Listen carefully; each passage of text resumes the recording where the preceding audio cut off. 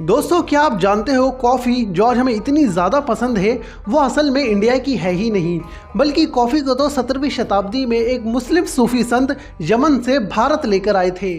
बाबा बुदान, जो कि 17वीं शताब्दी में कर्नाटका के एक सूफी संत थे, वो हज यात्रा पर सऊदी अरब गए थे, जहां से दोस्तों वो अपने साथ में कॉफ़ी के कुछ बीज लाए थे जो कि उन्होंने सबसे पहली बार इंडिया के अंदर लाकर बोए थे। और उन्हीं कॉफ़ी के बीजों से दोस्तों इंडिया के अंदर सबसे पहली बार कॉफ़ी का एक पौधा निकला था। 17वीं शताब्दी में दोस्तों बाबा बुदान अपने काफिले के साथ में कर्नाटका से पानी के जहाज़ पर सऊदी अरब के लिए रवाना हुए थे। उस वक्त में दोस्तों पानी के जहाज़ों से ही हज की यात्रा पर जाया जाता था। उस वक्त में दोस्तों सऊदी अरब हज की यात्रा पर जाने के लिए यमन की एक बंदरगाह का इस्तेमाल होता था। उस वक्त में पानी के जितने भी जहाज़ हज के यात्रियों को सऊदी अरब के लिए ले जाया करते थे, वो लोग यमन के बंदरगाह पर ही जाकर रुका करते थे। इसके बाद में दोस्तों हज के यात्रियों को यमन से मक्का जाने के लिए घोड़े या फिर ऊँट की सवारी का इस्तेमाल करना पड़ता था। जिस वक्त में दोस्तों बाबा बुदान का काफिला अपने जहाज़ से यमन के बंदरगाह पर पहुंचा, उसके बाद में दोस्तों बाबा बुदान और उनके काफिले को मक्का की तरफ जाने के लिए ऊंट और घोड़े की सवारी का ही इस्तेमाल करना था। इसके बाद में दोस्तों बाबा बुदान और उनके काफिले ने ऊंट और घोड़े की सवारी का इस्तेमाल करना शुरू कर दिया, जिसके बाद में वो लोग मक्का की तरफ रवाना हो गए। रास्ते में एक रोज़ दोस्तों जब रात हुई, तब दोस्तों बाबा बुदान और उनका काफिला एक मुसाफिर खाने पर रुका। मुसाफिर खाना दोस्तों उस वक्त के होटल हुआ करते थे जहां पर बाहर के यात्री आकर रुक सकते थे। रात के वक्त में दोस्तों जब बाबा बुदान और उनके काफिले के लोग इस मुसाफिर खाने के अंदर आराम कर रहे थे, तब दोस्तों उनके पास में बैठे कुछ यमन के लोकल लोग एक बहुत ही खुशबूदार शरबत पी रहे थे। इसके बाद में दोस्तों बाबा बुदान ने उन यमन के लोगों से पूछा कि आखिर ये कौन सा शरबत है जो कि इतना ज़्यादा खुशबूदार है। इसके बाद में दोस्तों यमन के उन लोगों ने बाबा बुदान को बताया कि एक ऐसा शरबत है जिसको पौधे के बीज से बनाया जाता है। पौधे को बीज को पीस कर गर्म पानी के अंदर मिलाया जाता है, तब जाकर ये शरबत तैयार होता है।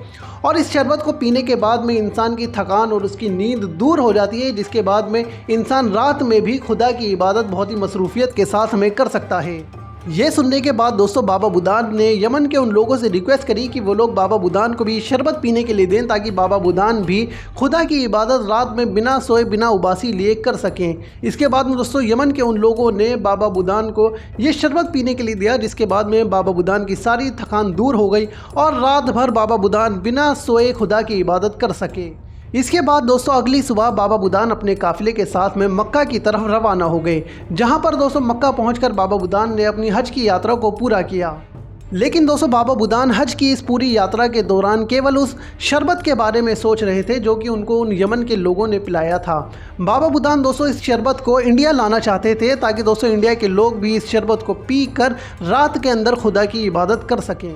इसके बाद में दोस्तों बाबा बुदान का काफिला जब मक्का से हज को पूरा करने के बाद में वापस यमन की तरफ लौट रहा था, तब दोस्तों बाबा बुदान ने यमन लौटने के बाद में एक यमन के आदमी से कॉफ़ी के कुछ बीज खरीद लिए, ताकि वो इनको इंडिया ला सके।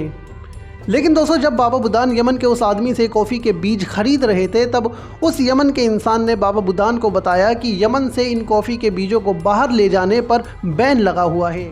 यमन के उस आदमी ने दोस्तों बाबा बुदान को बताया कि अगर कोई इंसान कॉफ़ी के इन बीजों को यमन से बाहर ले जाने की कोशिश करता है और अगर पकड़ा जाता है, तो उस वक्त में जो यमन के अमीर थे उनके सिपाही उस आदमी को एक दर्दनाक एक ख़तरनाक सज़ा देते हैं।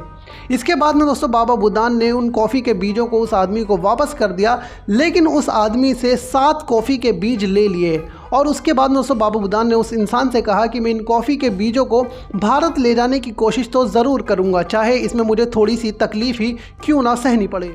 बाबा बुदान दोस्तों अपने लिए 7 नंबर को लकी मानते थे, इसीलिए दोस्तों बाबा बुदान ने उस आदमी से कॉफ़ी के केवल 7 बीज ही लिए थे।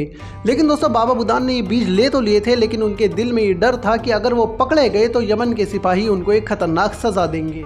एक रोज़ दोस्तों बाबा बुदान जब अपने काफिले के साथ में एक मुसाफिर खाने में रात बिताने के लिए रुके थे, तब दोस्तों उस मुसाफिर खाने में बाबा बुदान ने अपने आप को एक शीशे के अंदर देखा, जिसके अंदर देखने के बाद में दोस्तों बाबा बुदान को ये आइडिया आया कि बाबा बुदान अपनी दाढ़ी के अंदर उन बीजों को छुपा लेंगे, जिसके बाद में यमन के सिपाहियों को उन बीजों का नहीं पता चल पाएगा।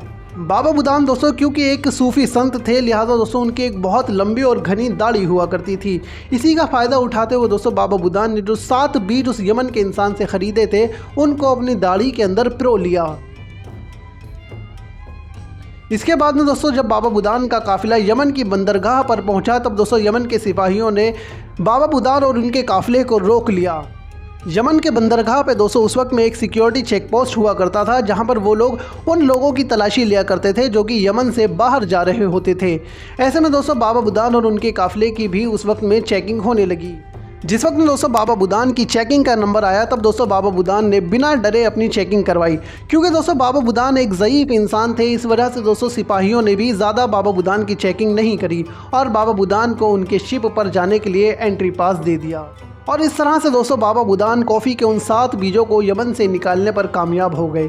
जिस वक्त में दोस्तों बाबा बुदान का काफिला वापस यमन से निकलकर कर्नाटका आया, तब दोस्तों बाबा बुदान ने अपने घर पर पहुंचने के बाद में कॉफ़ी के उन 7 बीजों को ज़मीन के अंदर डाल दिया और कुछ ही वक्त के बाद दोस्तों उन कॉफ़ी के बीजों में से कॉफ़ी के पौधे निकलने लगे। और इस तरह से दोस्तों इंडिया के अंदर पहली बार कॉफ़ी आ पाई थी, जिसको बाबा बुदान अपनी दाढ़ी के अंदर छुपा कर लेकर आए थे और इन बीजों को लाकर उन्होंने इंडिया की ज़मीन पर कर्नाटक के अंदर बोया था, जहां से कॉफ़ी के सबसे पहली बार पौधे निकले थे।